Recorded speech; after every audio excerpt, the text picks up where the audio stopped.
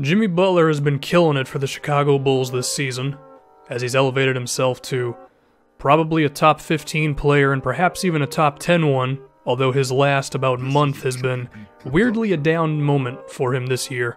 But overall, it's been fantastic for him, and he's really been one of the lone things of the Chicago Bulls that has really stood out. But his contract doesn't have too much time left on it. After this season, he really only has one more year before he's going to have a player option staring him and the Chicago Bulls in the face, which we assume that he will decline. And so the question is, do the Bulls trade him? Do they hold on to him and hope they can turn this thing around? Do they trade him now and just get ahead of it and begin their rebuild? What do they really do? And I think it's a question that you can find different answers for, because when you have a player as good as Jimmy, you ideally want to keep the guy, of course, and you only want to trade him to begin a rebuild if you've really hit the wall with him. But I do still think it's a situation worth talking about given how good of a two-way player he is. Let's talk about the Bulls and just the roster around him. It's kind of ugly. I mean, you have Rajon Rondo, who shoots 49% at the basket, which is significantly lower than the league average. He also attempts less than one free throw a game, and if you want him to score outside of the paint, I mean, he's shooting below 40% for the season overall, so that's not going well. Then you have a slew of young guys, and maybe you believe that the assortment of like Bobby Portis and Paul Zipser and Cameron Payne and Denzel Valentine, if you believe that one of these guys can become a real player for the Bulls, then way to go. I would say up to this point, none of them have really shown that much ability to take off. I mean, they have Robin Lopez at the center position, who's nice. I mean, he's not a huge difference maker, but at least he can be respectable on defense. But ideally, when you have a star player like Jimmy, you want some young guys who you can be excited about. They recently traded for Cameron Payne. I mean, they really need a point guard. Maybe he can become something for them, but there's not really a lot to look to and be like, well, you know, we can just wait for this guy in the wing and then he can be like Jimmy's number 2 guy. Hasn't really been a thing so far. Jerrion Grant, he's had some moments this season, but even he, I'm not really losing my mind over. There's Nikola Mirotic, who at one moment seemed like a real stretch 4. He's never shot well in the NBA. Last season he was awesome from outside, but his three-pointer's fallen off a cliff this season, so it's like, what really is he, you know? There's just not a whole lot on the roster to really go crazy about. I mean, I mentioned Denzel Valentine earlier. Lately, he's been putting the ball in the basket, and he's been shooting well from 3 pretty much the whole season, but there's a difference between being a nice shooter and being a real player. Maybe he could become that? I don't know. I mean, there's also Cristiano, who's, 24 years old and hasn't really done much. I mean, I think he can be a nice bench player, but again, no one near the level of Jimmy Butler. I mean, do you hope that Michael Carter-Williams can finally learn how to shoot? Because when we look at his size and hopes to be a defensive player and a playmaker, I think there's something there, but the outside shot makes it really tough. Joffrey Laverne has not gotten too many minutes in his time with the Bulls. I mean, the one guy other than Jimmy Butler this season was really Dwayne Wade and Taj Gibson, but they traded him away. D-Wade's interesting. He's got the player option coming up. It's worth $23 million. I highly doubt anybody else is going to give him $23 million, but maybe he wants to go to a winning team. I don't know. I think that could affect just how much cap space Chicago has moving forward.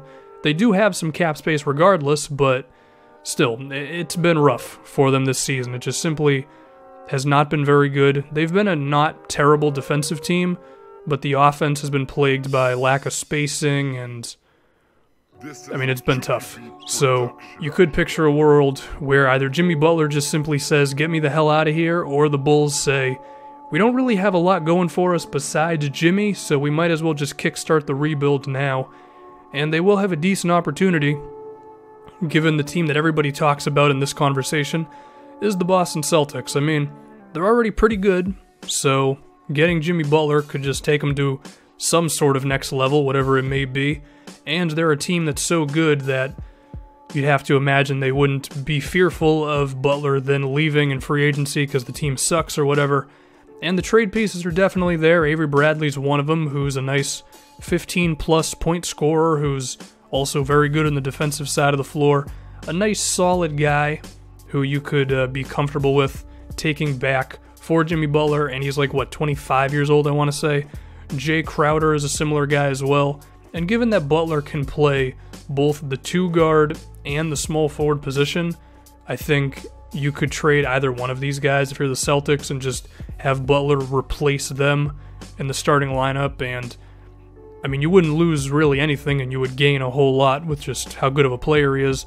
Then we can also talk about Jaylen Brown, who's the young guy who Chicago might look to acquire in a move like this. And then, of course, there is Boston's first-round pick this season for the Brooklyn Nets, and it could very well turn into a guy like Markelle Fultz, who, by all accounts, seems to be a hell of a player coming out of college this season, and if you could flip Jimmy Butler into a young star, whether it be him or someone else, that'd be great, and I imagine the Celtics would have to attach a guy like Jaylen Brown into the deal as well. I mean, that would be a young 1-2 punch to be excited about moving forward, so you might lose Jimmy Butler, but you get a high draft pick and a guy like Jaylen back. I mean, that's the type of thing you do if you've accepted that you're going into a rebuild. But I do think there's a flip side to this as well, which is, you know, with the team like the Celtics, I mean, they could just keep the Nets pick and draft a guy like Markelle Fultz or whoever and just decide, we'd rather just keep the young duo ourselves because they could grow into something great as well. I don't know, the Celtics, it's such an interesting team when it comes to a star player being available. But another thing we need to talk about is recently, a guy like DeMarcus Cousins was in a similar situation. It's not the exact same thing because Boogie's a hothead who has character issues through the roof, and he was also an impending free agent, whereas Jimmy Butler still has about one more year left before he'd be in the same spot, at least in terms of his contract. But we did see a guy's stock just drop a lot due to his contract, and as a result, I mean, look, we're going to see teams come out of the woodworks here to try to get a deal going for Jimmy Butler if he becomes available like this offseason or whatever, because, I mean, that's what happens when a guy this good becomes available. You know, everybody's thinking, can we really get him? And if we did get him, could it perhaps fast forward a rebuild that we're on, or could it take us to the next level right now? In the case of a team like the Oklahoma City Thunder, I mean, if you could turn Oladipo into Jimmy Butler, if the Bulls really want to move him, like you pair him up next to Russell Westbrook, there's just a whole lot of things. I mean, I don't think anyone saw DeMarcus Cousins ending up on the New Orleans freaking Pelicans, so the point of that whole thing was you never really know when it comes to trades. That's the biggest thing. But there's a flip side to this, which is the Bulls could keep Jimmy Butler as well, because when you have a player who's as good as he is, I mean, you don't really want to trade the guy. Ideally, he could be on your team for his whole career. It's just the situation right now is kind of ugly. But given that they have one more year left before he's really pushing up against that player option, let's see if there's ways that they could turn this thing around. They are going to have cap space, whether Dwayne Wade decides to sign or not, and I think they have to look for a point guard. I mean, look, if you believe Cameron Payne's the dude for the future, then good for you, but I don't. George Hill is available in free agency. If you throw some money at him, you might be able to get him. Another guy is Drew Holiday at the point guard position. Both of these guys can play defense and shoot threes. This clip for Drew is way too dramatic, but I do still think it shows what he is as a player. And then there's other free agents as well this offseason who I think the Bulls could potentially have a chance at, one of which is J.J. Redick. I mean, spacing was a huge problem for them all season, and Jimmy Butler can play the small forward spot, so I think you could have J.J. at the 2, and, well, now you have one of the best shooters in the league there, rather than being like one of the worst three-point shooting teams that you were this season. Another guy is Tim Hardaway Jr., who's entering restricted free agency. He's younger than Redick if you really wanted shooting. Danilo Gallinari, who's always a good outside shooter and a nice offensive option for them, could play the small ball 4 as well as the wing at times. There's also Ersan Ilyasova. I mean, there are some options they have in free agency. Should also be mentioned, the Bulls do have their first round pick this season. And if it's not going to be in the lottery, it's going to be up there. I mean, depending on what you could get for it, that might be a real guy who could help out Butler.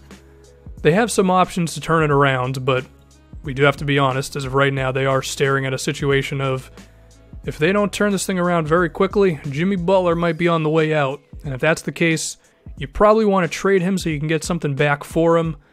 It's interesting. We're just going to have to see how it goes over the next year or so with him.